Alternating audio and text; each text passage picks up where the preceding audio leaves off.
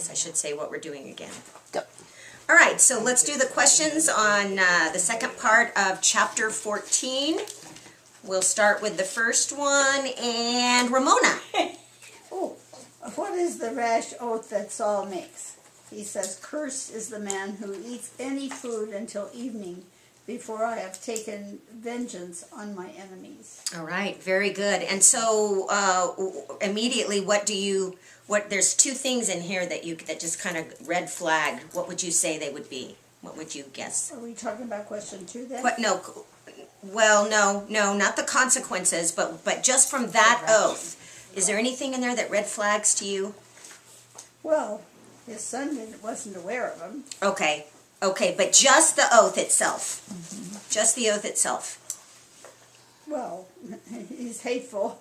Okay. He's going to hurt anybody that doesn't go along with him. Okay. What's in place? Cursing them. Okay. I have taken vengeance on my enemies. Okay. You didn't take into consideration what it would do to the people. Okay. None of that. And so he is making a rash oath that really doesn't make any sense when you think it out and what the next questions are going to answer. It doesn't make any sense. And then the second thing is, I have taken vengeance on mine enemies, Instead of, you would assume that he might say something along the lines of, the enemies of Israel or the enemies of the Lord or anything. Okay? So, number 2. I like the rash part. The rash oath. Which way are we going? Go that way. Go ahead. What are the consequences Yeah. of that oath? Yes. The people were faint, exhausted and weak, from lack of food, and they rushed to eat. But That goes on to another one. I know, I kept doing that. So do you want me to go ahead and answer it? No, just that part of it. The consequences of the oath without answering the next question to it is what you first started out. Okay, they were faint and weak, and they didn't. That's it. They weren't able to eat. They weren't able to eat. So they're exhausted, they're faint, they're weak. And they didn't make that much ground against the Philistines because Good, they yeah. didn't have the strength to fight. Right, they didn't have the strength to fight because they were hungry and weak and unable to do what they needed. Low blood sugar, Yeah. absolutely. All right, number 3. What did Jonathan do, and was this wrong? He was not aware of his father's oath, and he dipped his rod in the honey that was there in the forest and ate it. And was it wrong? Well, since he wasn't aware, no, I don't think so. Okay, I would agree with that. Did anyone have another answer? So he didn't know about it, and besides, it was a really bad oath. Do you think that had he known about it and done that, would it have been wrong? In the disobedience. Yeah, that would have been. Okay, so there would have been some disobedience there. So do we have an obligation to follow a bad law or a bad rule? Yes, we do. If it goes against God's law. Yeah. If it's a law, Authority. that's the thing. If it's the law, Okay, it's just like the thing that is going on now with the marijuana. There, people that smoked it a long time ago, it was against the law. They broke the law, so they were wrong. Now it's legal, so they can smoke all they want. We have to respect it. We have to respect it until their hearts So I mean, content. to me, if it's a law, that's the law. okay. As long as it doesn't go against the laws of God. Yeah, That's the right. distinction. That's the Okay. distinction. Yeah. It's an interesting dilemma to be put in. I don't know that I have the answer to it. I'm just saying it's an interesting dilemma. It was a bad ruling. It put them at a disadvantage, and most important in my viewpoint is God never asked for it. It was simply Saul, who we find out is making a lot of bad decisions. So what I'm trying to get you to do is put yourself in the position of the people who are following Saul. And what a dilemma that is when you have a leader who's making poor choices, poor decisions, and yet there's an obligation to do what it is that the law says that you have to do. And part of it is also a consequence of them wanting a king. Exactly. Yeah. Exactly. And exactly. Yeah. But it is you know, it's a hard place to be in when you know that the rules that you have to follow are not good rules. And I think we struggle, there's a struggle that goes on with, you know, it's clear, of course, if it goes against God's law, it's very clear. But if it's something that you just see as bad for society or bad for, you know, what's our obligation there? I'm like I say, take for instance the law that's in. I'm trying not to talk very long, but the law that's in the schools now about teaching the children about homosexuality and transgender, and the books actually say if those people in your neighborhood don't agree with it, they're mean people. I mean, I've seen the books, Wow. and that's a law that I'm not teaching. none of us here, I don't think, agree with. But what do we do about that? Can you opt out? I think you can opt out of the teaching, can't you? They say it's going to be so integrated that there's not like a day where you can opt out. well, it's reaching a point where it's going to become very difficult. And I think this particular situation, I can foresee a time coming very soon where it's going to rear its ugly head over and over and over again. And we are going to have to make decisions. A lot of people choose to homeschool. A lot of people are choosing to home church. A lot of people are staying away from certain activities, coming out of certain clubs and no longer being a part of certain clubs. There's a lot of things that are happening in society that we as Christians are going to have to determine how we're going to stand for that. So this is just kind of a something to think about It's an question. interesting question because Yeah. of what's happening. Yep, absolutely. I'll tell you what, if I was still teaching, I would not teach it. I just wouldn't and suffer the consequences. And then what ends up happening is then that teacher comes before the school board, because I'm saying being a school board member, that teacher comes before the school board and the school board's hands are tied because the state of California runs everything that we say, and then you have to reprimand someone who you agree with. But you have to because you don't have an option. So it just kind of boomerangs itself around. There's not a I whole think lot you that can did do. happen, Bonnie, where, that the teacher said, no, I cannot teach this, and they had somebody sub for her.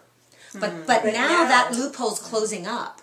Yeah, I went to Stephanie Torrek's thing that she did at our church, and she had done her homework and did a bullet point, just everything about the law, how it's going to be integrated. She even had books there that show what from kindergarten, and she said it's all the way through 12th grade. It's so integrated, and not only is that integrated, but the hate thing is being integrated along with it, so that those of us who stand against it are being taught. The children are being taught that we're mean. So And then we it's hate them. right Yeah. here. I mean, you're not going to be able to separate yourself out as a teacher. I don't want to go into it anymore. Glad we're retired. All right, well, something to think about. Number 4. What did Jonathan say once he heard what his father had done? He said, "My father has troubled the land. I tasted a little honey, and my countenance brightened. How much greater is the slaughter except for the oath." Okay, so now he is, as a son, as a subject, actually, making a comment against the sovereign king.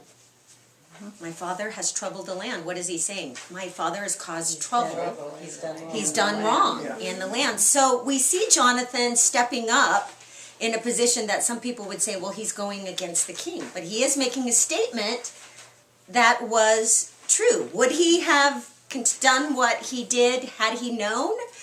I don't know. Probably not. But interesting to think that he recognized immediately, my father's troubled the land. This is a poor decision that he's made for us. All right, number 5. Marianne. Sorry. Because of their great hunger, what deplorable and sinful act did the people do? They mate with blood. All right, and Jude, number 6. They what? What They- did you say? They ate meat with blood. Ate meat with the blood that was still in it. And number 6, what was wrong with that act? Against God's law to eat blood. It's not Leviticus 17, life is in blood. All right, so God says 2 things about that. Life is in the blood, So, and the blood and the fat of every animal belonged to God. So anytime an animal was sacrificed, that blood was collected and poured out before the altar as a sacrifice to God along with the fat of the animal. And so to consume it was to take God's portion because the life is in the blood.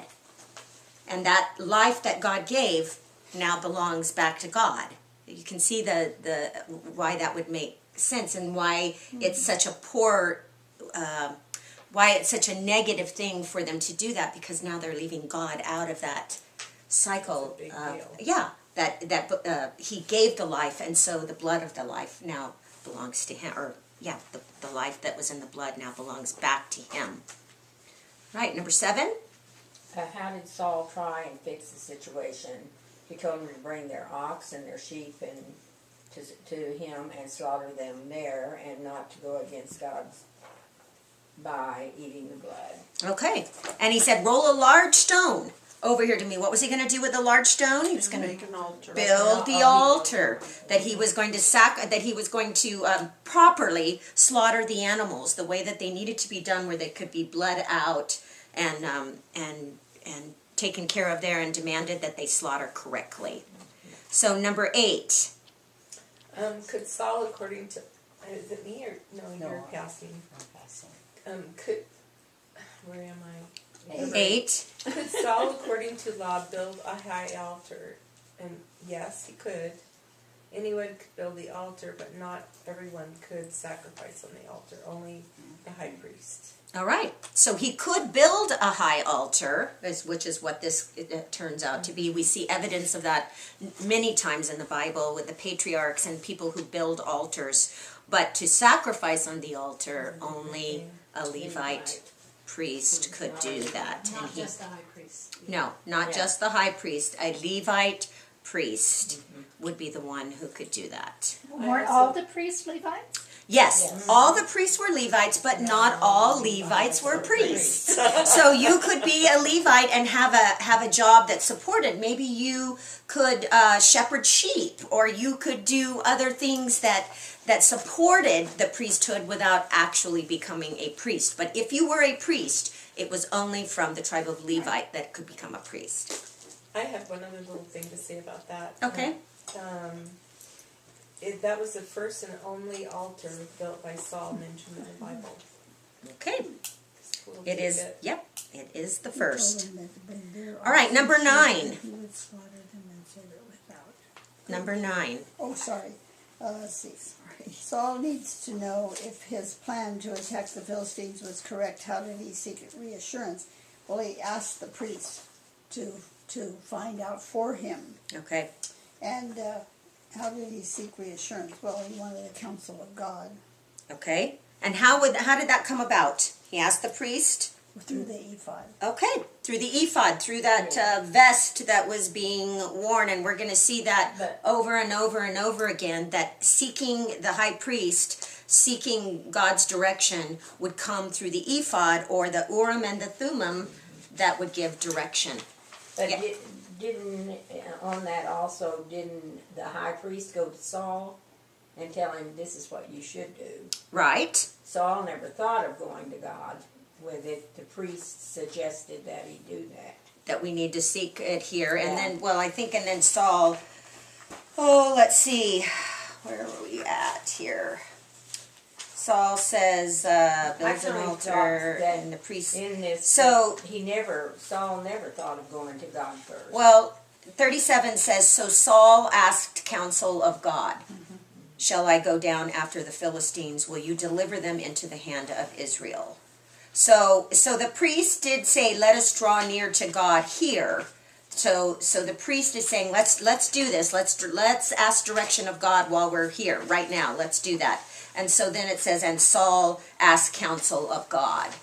So he knows that the direction is going to come through that Urim and Thummim, through the ephod. All right, number 10. What were the results when he tried to find out what God desired? God didn't answer. All right, God would not answer him. So once again, kind of put yourself in that position. You ask the question and you get no response from God. You're used to getting some type of a response, a yay or a nay, or some sort of answer. You get nothing when you ask, what do you think they're thinking? What do you think is going on with there? Something's wrong. Something, well, Okay. yeah. They're yeah. recognizing that something is going on. The priest is letting them know that there's nothing. So Saul then begins to figure out what it is that he needs to do. Number 11. Saul decides to find out who was the problem. Why God would not answer. He has lots from the high priest to decide that the issue is Jonathan. What does he do?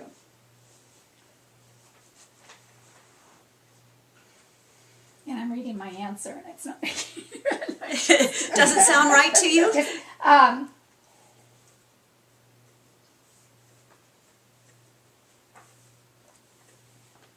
So the high priest has let him know, because they've made the decisions through that the problem is Jonathan. Well, what I wrote with the quote was, "For he has worked with God this day." Okay. And Jonathan found favor with the people, and they proclaimed. But then is that the next? That's the next one. I kept jumping Okay. ahead on all of these. So when he finds out that the problem is Jonathan, Saul does a second rash oath, or a second thing that he says. He says, Turns him over. Jonathan must Yeah. die. We don't care. And As so- long as he's not wrong. And so he has to, so I think what we're seeing from these two oaths that are being explained in this chapter, is we can see that Saul is making poor choices. He's making bad decisions and seemingly sticking with those bad decisions regardless of what the consequences are with them. And so I we, think there might have been a little bit of jealousy involved Yeah. here. Well, I'm Like sure. he was Yeah. jealous He- of David. he seems to be that type of personality where it's all about him. And so the fact that someone else would get any type of attention is immediately going to flag him. We're going to see a lot of that when we start getting into the next sections. So, all right, and then number 12, which you almost were ready to go for. What's that, Sherry? How did the people protect Jonathan? The people said to Saul, "Shall Jonathan die, who has accomplished this great deliverance in Israel? Surely not. As the Lord lives, not a hair of his head shall fall to the ground, for he has worked with God this day." So the people rescued Jonathan. All right, not one hair of his head shall fall to the ground.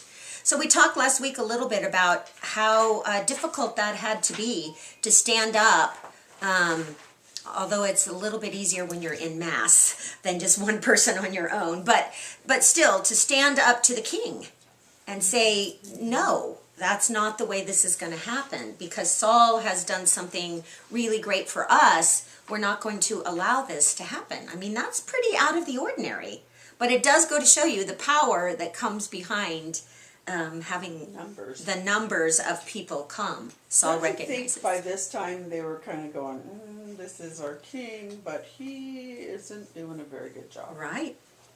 You would think that they would recognize that there's some poor decisions that have been made in the last 24, 48 hours, not to mention whatever came before that also. But We call yeah. it automatic failure. Automatic failure? Yeah, given two choices, you always make the poor one. It's, yeah, we pray for people with that problem. So Saul was having that issue. All right. Yeah, really. Yeah. All right. And Number there are people who do that. Yeah, that seem to choose to make the wrong No decisions matter for a what. number of reasons. Yep, I agree. That seems to be an issue for a lot of people. All right, number 13. Marianne, that would be yours. Saul's rash oath. In retrospect, what had caused all the trouble in the first place? Saul's rash oath, his pride, and I think some jealousy of Jonathan's accomplishments. All right, so what had caused all the trouble in the first place? Bad oath. But the people wanted a king. That's where it all started. Okay, there you go. People selecting the king. That starts. The bad oath. What was some of the other things, Marianne? Pride. Pride. Saul's pride. And when he made a Not bad decision, repenting. He Yeah. would stick with it. He would make Pride, excuses. Pride, Yeah. that's pride. When you recognize it's a bad decision, you know it is, but you're gonna stick with it anyway because you refuse to change. That's pride. I'm right. You double down.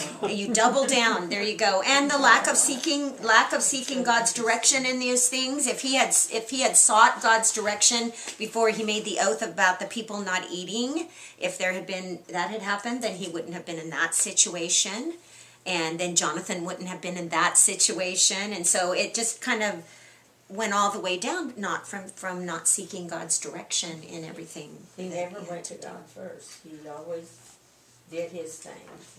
Well, yep. Well, he did go to God at that point, but then when God didn't answer. Yeah, Yeah.